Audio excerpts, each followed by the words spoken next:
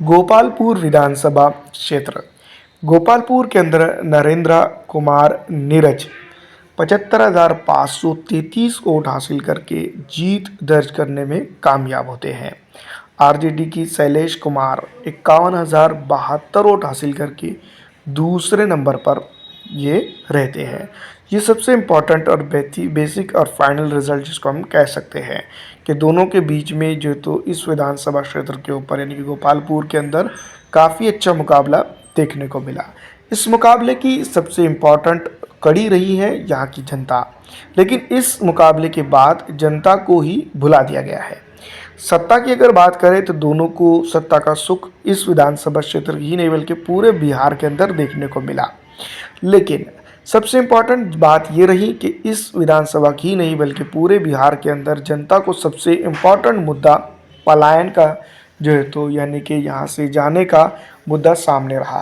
ये तमाम तर चीज़ें हैं जिसके चलते 2025 के विधानसभा चुनाव इस बार भी यही मुद्दे इस पे लड़े जाएंगे। दोस्तों 2020 के अंदर अगर आपको याद होगा आप हमारे चैनल पे देख सकते हैं, उस वक्त भी कुछ लगभग इसी तरह के मुद्दे थे, लेकिन एक मुद्दा सबसे प्रोमिनेंट रहा था, वो था पलायन का।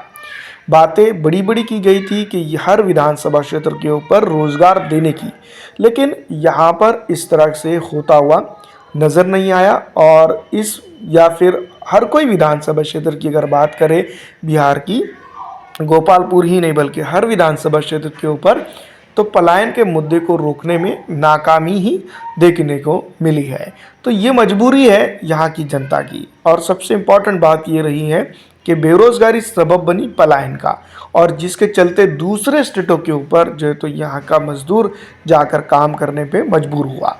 तमाम चार चीज़ों को अगर देखा जाए तो कोरोना काल और कई अन्य चीज़ों को अगर हम मिला लें तो इसके बावजूद भी यहाँ के राजनेताओं की, यहाँ पर की सत्ता की, यहाँ पर की विपक्ष की, यहाँ पर की विधायकों की जो तो सूझबूझ इतनी ही रही कि यहाँ की जनता जो कि तो विकास को देखते हुए नजर आती है। बस जैसे तैसे इस विधानसभा क्षेत्र ही नहीं बल्कि पूरे बिहार ने 5 साल बेमिसाल काट दिए।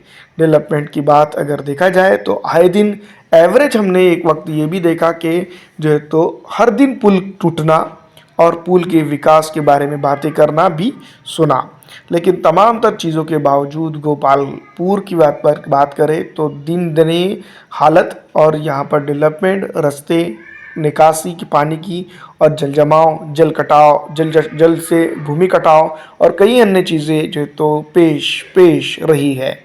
इसके बावजूद भी ना ही सत्ता पक्ष और ना ही विपक्ष को इस विधानसभा की सूझबूझ रही है। जनता ही कुछ अगर इस बार कर सके तो कर सकती है।